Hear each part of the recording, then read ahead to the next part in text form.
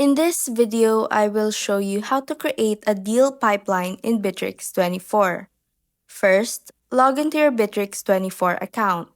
Once you're on your dashboard, you will see your usual account setup. On the left side, you will notice the CRM button, and across the top, you will see options like deals and inventory. Now, look just under those options and find the General button. Click on it and a drop-down menu will appear. From that menu, choose Sales Pipelines and Tunnels. This will redirect you to a new pop-up panel where you can see all your options for managing pipelines and tunnels for your deals.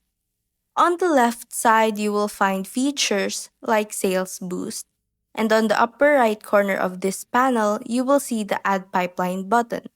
Click on it, and from here you can start creating and customizing a new sales pipeline for your team.